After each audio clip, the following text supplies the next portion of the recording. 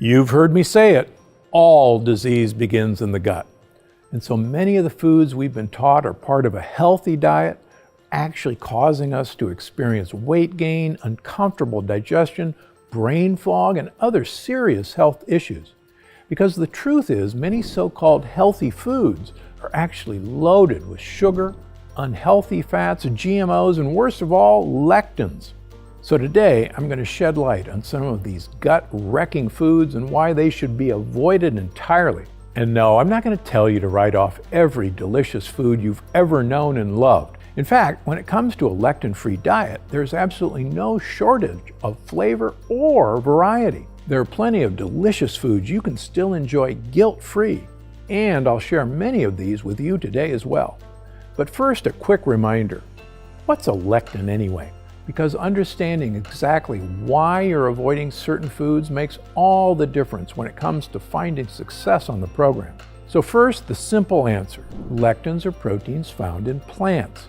And these particular proteins help the plant ward off potential predators like insects, animals, and yes, humans. You see, plants were here first, and they really had it good before animals arrived. Nobody wanted to eat them. And when you consume lectins, they bind to the sugar residue on the outside of your cell membranes, similar to how barnacles cling to a boat. These barnacles can leave you feeling straight up lousy and eventually cause some serious health damage, which is why it's so important to avoid lectins. The good news is, by learning to decipher which foods work for you and not against you, you can transform your health. So let's talk about some of the foods you can find on my yes/no list. First things first, not all vegetables are lectin heavy. In fact, dark leafy greens like lettuces and beet greens, cruciferous veggies like broccoli, cabbage, and cauliflower, as well as mushrooms, leeks, and onions are some of the absolute best foods for you. And I encourage you to fill up on these foods each and every day. But other plant foods, like beans, legumes, and nightshade vegetables, are loaded with lectins and should be avoided whenever possible. In fact, nightshades are some of the worst foods for you on the planet, and they include some pretty popular veggies like bell peppers, eggplant, and yes, everybody's favorite, the tomato. Because while tomatoes may seem harmless, foods in the nightshade family contain some of the highest concentration of lectins. And what's worse is they also contain another natural pesticide called glycoalkaloids, which attack your cell membranes. It's the reason why nightshades have been thought to contribute to digestive discomfort and other health issues. So by avoiding foods like beans, legumes, and nightshades, you'll also be supporting your health for years to come. But I get it. For some, this may be really hard to do. So, if you absolutely must have these foods, you can do so by preparing them very carefully. This means first removing any and all skin and seeds. This is where most of those pesky lectins are hiding. Then you'll need to make sure you cook them using a pressure cooker, a cooking device that can reach really high temperatures and actually destroy most of the lectin content. Now, it won't get rid of the lectins entirely, but it will help to reduce them and make these foods slightly safer to eat. Okay, let's move on to our next lectin offender, grains. Although they may be delicious, most grains are just overflowing with lectins. So it's really best to nix them from your diet completely. This means steering clear of all traditional cereals, rice, pasta, and bread. Now I know, this is definitely not easy for most people to do, but rest assured, there are still two grains that are really great for your health, millet and sorghum. And they both work wonderfully as replacements for traditional grains in all sorts of lectin-free bread, dessert, and breakfast recipes. And no, you can't just pressure cook your grains, especially wheat and oats. I wish it took care of the lectin content, but I'm afraid it doesn't. Next up, nuts. Now, here's the deal with nuts. Not all nuts are created equal. In fact, some nuts aren't nuts at all. Some nuts, like cashews, are actually seeds, and they're full of lectins. And peanuts are really legumes, so you've got to stay far away. But real nuts, like walnuts, macadamia nuts, Brazil nuts, and pistachios, are wonderful for your health. They're packed with healthy fats and beneficial fiber, and can be a great source of protein. Okay, so what about fruit? Well, here's the thing. While most fruit may not be loaded with lectins, fruit contains another health wrecker, sugar.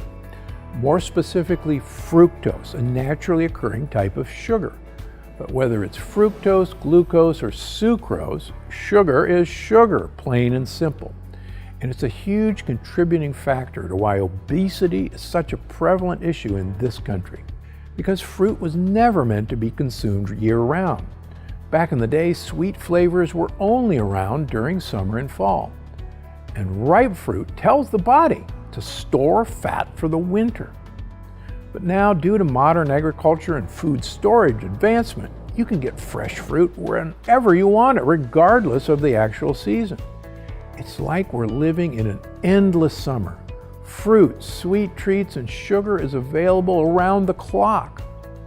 Factor all this in, and it's easy to see why when it comes to eating fruit, our health pays the price. But there's good news. Not all fruit is created equal, and some fruit, when eaten in moderation and when only in season, can still be pretty good for us. Take berries, for example. Most berries, like raspberries and blueberries, have much less sugar than other fruits. Plus, they're full of good-for-you polyphenols. Green banana is also an excellent choice, as it has very little sugar and tons of gut-healthy resistant starches. So, if you're really missing fruit, pick up some green bananas and toss them in a smoothie, or even use them to make healthy pancakes. Just make sure you toss them before they ripen and turn yellow. Fully ripe bananas are definite sugar bombs. And last but definitely not least, the avocado. It's the one fruit you don't have to eat in moderation. In fact, I eat a ripe avocado just about every day, and I encourage you to do the same. Avocados hardly have any sugar, even when fully ripe. Plus, they contain the perfect blend of healthy fats and soluble fiber to keep your gut bugs happy. So, when it comes to fruit, remember this. Fruit is nature's candy, and it's meant to be eaten only in moderation and only when in season. All right, let's move on to dairy. Now, you've probably been told your whole life that dairy is great for your health, especially when it comes to your bones, your brain, and your heart. But if you ask me, it's a bunch of baloney. You see, most American cow milk products contain a protein called casein A1. This pesky protein has been tied to numerous digestive and immune problems, including the infamous leaky gut. In fact, many people who think they're lactose intolerant are actually reacting to the casein A1, not the lactose. So does this mean you can't ever have yogurt, cheese, or cream in your coffee again? Fortunately, no. You don't have to give up completely on dairy. You might just have to pick the right dairy. Dairy that doesn't have casein A1. One of my favorites is buffalo milk, which is used to make bufalo mozzarella in Italy. These days, there's a great brand right here in the US called Boof, which comes from grass-fed buffalo. If that's not your thing, there's always sheep and goat's milk products, which are available in most well-stocked grocery stores. And if you're super attached to the taste of cow's milk, I've got good news. There's a product called A2 milk that doesn't have the casein A1 protein. It's closer to the cow's milk in Southern Europe, or the milk that our ancestors drank. And if you want to avoid animal products entirely, coconut milk is your best option. You can easily find coconut milk, yogurt, and even ice cream in stores today. Okay, so what about meat? Well, it turns out we really are what we eat. And the animals we eat, we are what they eat too. So when we consume animal products, the nutrients in the plants the animal ate pass into our bodies and become assimilated into our cells as well. The issue is, today almost all farm-raised animals are fed mostly grains, corn, and soybeans. That's right, lectins. On top of that, there's tons of research out there showing that high animal protein diets are actually linked to weight gain and shorter lifespans.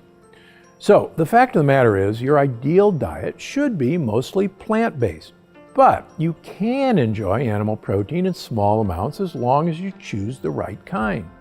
This means knowing how to decipher food labels and choosing lectin-free meats.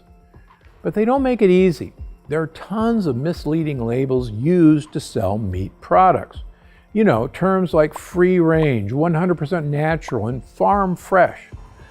But really, all of those animals, even the ones labeled as organic or so-called grass-fed or free range, still contain troublesome lectins because they too are fed soy and corn. So here's what you need to know. Choose only products with labels that read pasture-raised and 100% grass-fed and finished. When buying poultry products, pasture-raised works great. But if we're in the market for other kinds of meat like beef, we need to make sure the product has both labels. And remember, even then, meat should only be consumed in moderation. So make sure you don't consume more than 4 ounces in a given day. Instead, try to rely mostly on greens and lectin-free veggies. And for a full list of all my yes and no foods, click the link down in the description. You'll find it nearly impossible to go astray from such a diverse selection of delicious foods. Plus, once you've kicked all the lectins out of your life, you'll likely never look back.